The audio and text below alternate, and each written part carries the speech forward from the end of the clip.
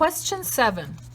The total number of seats in an auditorium is modeled by f of x equals 2x squared minus 6x, where x represents the number of rows of seats. How many rows are there in the auditorium if it has a total of 416 seats? Okay, so they said the total number of seats is modeled by this. F of x equals 2x squared minus 6x, where x represents the number of rows of seats. We want to know how many rows are there in the auditorium if it has a total of 416 seats. So let's go ahead and copy the equation. I have f of x equals 2x squared minus 6x. And they said x represents the number of rows of seats. So this is the rows. And so this one has to be what is being modeled, which is the number of seats. So f of x is the number of seats. And here they said 416 seats, so that's going to be 416. So what I'm going to do is I'm going to put the numbers inside. So for f of x, I'm going to put 416, and I'm going to put equals. I'm going to copy 2x squared minus 6x. So this is what I have right now. Now I need to know which number can I put for x to get 416. Well, we're going to have to do it one by one. Let's start with a. So for a, they're saying x is 32.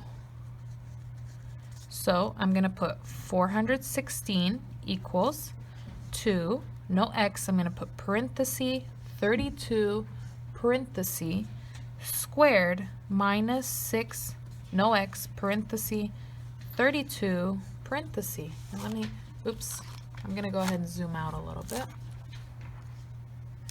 so we can see everything here. Now we're going to copy 416 equals and put this in the calculator. Let's see if we get 416. So with your calculator, you are going to put 2 times, or parenthesis, 32 parenthesis squared minus 6 parenthesis 32 parenthesis enter. I got 1,856. Okay, are these equal? No, this is not true. That is false. So A is not my answer. Let's try B. So for B, x is 13. Let's try it again. 416 equals 2, no x, parenthesis 13, parenthesis squared, minus 6 times, again no x, put 13, parenthesis, put 416 equals, let's put this all in the calculator and see what I get. So 2 times 13 squared minus 6 times 13, I get 260. Is 416 equal to 260? No. So B is not my answer. Let's keep going. We're going to go ahead and do C. For this one, C, x equals 20. We're going to do it again. 416 equals 2 times, no x, we're going to put 20. So 20 squared minus 6 times, no x, we're going to put 20. So 416 equals, let's put this all in the calculator again. So 2 times 20 squared minus 6 times 20, 680. So are these equal? Nope. So C is not my answer. I'm thinking D is my answer. Let's go ahead and give it a try. I'll do D over here. So for D, we said x is 16. So I'm going to go ahead and do this again. So 416 equals 2 times 16 squared minus 6 times 16. So 416 equals, let's put this all in the calculator. This should work. I hope I get 416. 2 times 16 squared minus 6 times 16, 416. Are these equal, the same number? Yes. So D is my answer. Make sure you're copying everything. Okay, next is question 8. Question 8 is a little confusing. The graph of an exponential function is shown on the grid. Which dashed line is an asymptote for the graph? Okay, now an asymptote, it's going to be a dashed line. And what's going to happen is a line is going to approach it and it's going to curve and it's going to look like it's touching the line. That's what it's going to look like. Another way that it could come in is the asymptote, maybe it's going left and right, and the asymptote will approach and it looks like it's touching. It's not really, but it looks like it will. So I'm looking for something that looks like this. So I want the dashed line that has like a little curve almost touching it, or it looks like it's touching it. Okay, so which one looks like that? Well, over here, the S. Do you see this S here? It kind of looks like this one if it was flipped. Okay, S is the one, it's touching the dashed line, so S would be the answer for that. Okay, number 9, which situation best represents causation? So we're looking for causation, okay, and what I mean by causation is if you do something, then something else will happen. So for example, if you work more, then you get more money. Okay, if you, let's say, walk more, then you're more healthy. If you eat more or eat less, you will weigh less. So we're looking for something like that. Now, I don't want to confuse you, so I'm only going to read D. Okay, for D, it says when it rains several inches, the water level of a lake increases. So this one says if it rains more, then there's more water in the lake. And that one is actually the correct answer, D. I'll read the other ones and try to explain to you why they're wrong. Okay, for C, when ice cream sales increase, incidents of sunburn increase. So they're saying if you sell more ice cream, then you get more sunburn. These actually are not related. These have nothing to do with each other. B, when fewer firefighters report to a house fire, the damage caused by the fire decreases. So here they're saying if there's less firefighters, then there is less damage to your house. That one is absolutely false. That one is not true at all.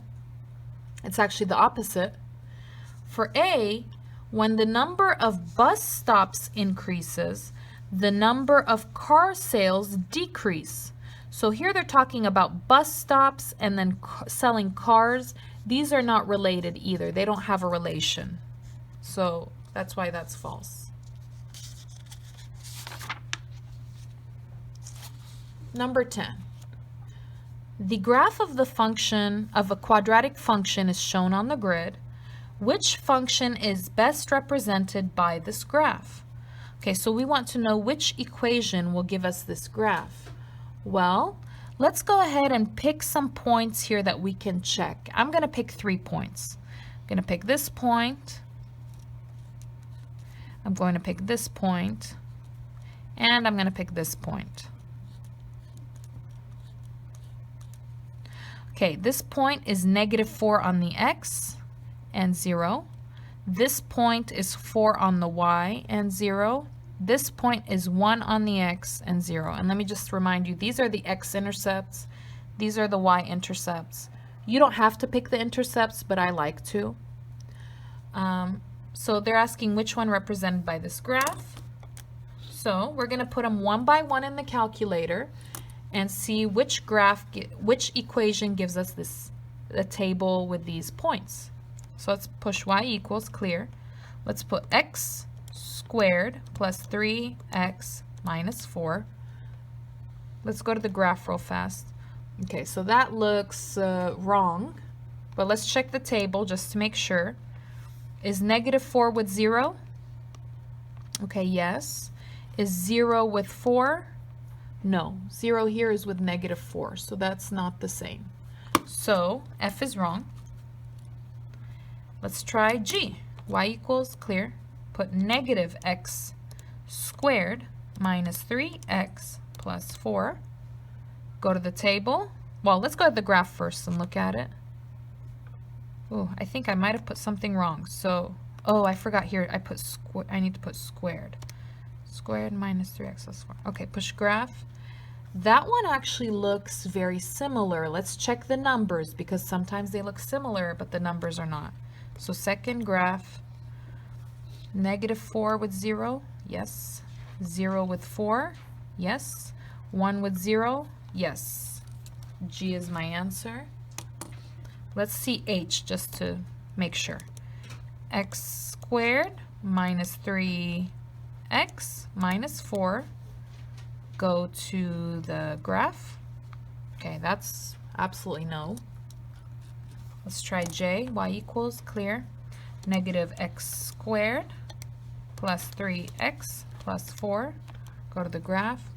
And no, that looks wrong. But let's check just to make sure in the table. Okay, negative 4 is with negative 24, so that's not correct. Okay, so J is not correct. Let's try 11. I'm going to show you two ways to do number 11. We'll start the hard way and then we'll do the easy way. So what is the solution to 8x minus 3 times 2x minus 4 equals 3 times x minus 6? Okay, I'm going to draw my line. The first thing that we are going to do is the arrows. We're going to do negative 3 times 2. So negative 3 times 2 and negative 3 times negative 4. I'm also going to do 3 times x and 3 times negative 6. Let's go ahead and copy down 8x. We're going to do negative 3 times 2x. And again, negative 3 times negative 4 equals, we're going to do 3 times x plus 3 times negative 6. We're going to do the parentheses first. Copy down 8x. Negative 3 times 2, if you put that in the calculator, you get negative 6x. Negative 3 times negative 4 is positive 12 equals 3 times x is 3x. And if you put 3 times negative 6 in the calculator, you get negative 18. Now we're going to do the like terms. Do you see how here I have 3 terms? I have 2 like terms. Here there's an x variable. Here there's an x variable. Here there's no variable, so that's a little different. These are the same. 8 minus 6. 8 minus 6 is 2x. Copy down plus 12 equals, copy down 3x minus 18. Now I have 2 x's. I need to move the bad one. I like to move the one on the right. This is a positive 3x. The opposite is negative, so minus 3x. And here, minus 3x. 3 minus 3 is 0, so that cancels. Put in the calculator 2 minus 3. 2 minus 3 is negative 1x. Copy plus 12 equals, copy negative 18. Now I want the x alone. I have 2 numbers with x. I have negative 1 and I have 12. Negative 1 is being multiplied. 12 is being added plus. So times and plus first is plus. The opposite of plus is minus. So minus 12. Here, minus 12. 12 minus 12 is 0. Copy down negative 1x equals, let's put in the calculator, negative 18 minus 12.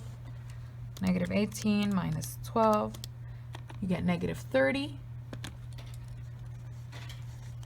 Now you want x alone. My number with x is negative 1. In the middle, it's being multiplied. The opposite is divide. So divide by negative 1. This cancels. It's a 1. And you get x equals negative 30 divided by negative 1 is positive 30. Okay, so my answer looks like it's C. Now let's check our answer. Push y equals clear. On the left side, this left side, I'm going to put it up. So 8x minus 3, parenthesis, 2x minus 4, parenthesis. Go down, 3, parenthesis, x minus 6, parenthesis. So I put that in the calculator. Next, you're going to go to the graph. Okay, and I can't see anything, so I'm going to need to zoom out. So I'm going to zoom, and out is the number 3. I'm going to push 3 and then enter. Wait. Okay, I need to see where they touch, so I need to push enter again. Okay, and I see where they touch right here, so that looks really good. Now I can continue. I'm going to push second calc. I want the intersection, so the number 5, and then enter, enter, enter. X is 30. I want the letter X. It's 30. So that's the answer. I got it correct.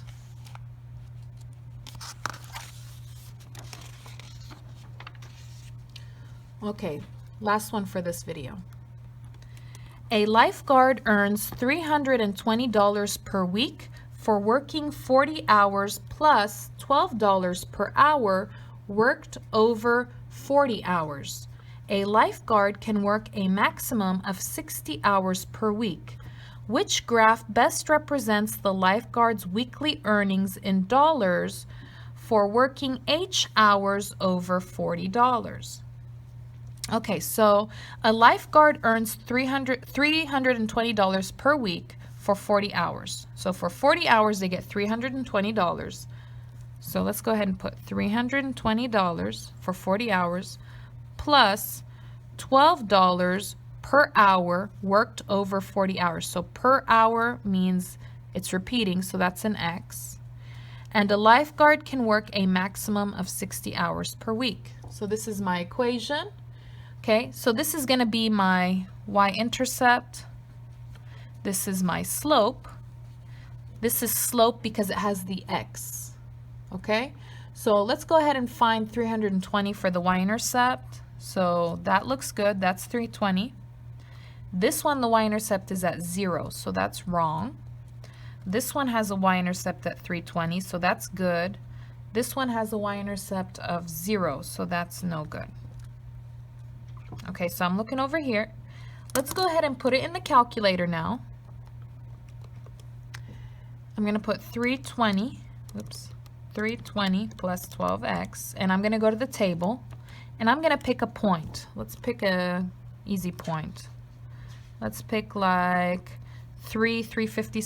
Well, let's see. Here they put 5 and all that. Okay, so let's do 5. Nah, let's do something. Let's do 20. Let's go all the way to 20. I think it's easier to see the further along it is. So 20, they said 560. Okay.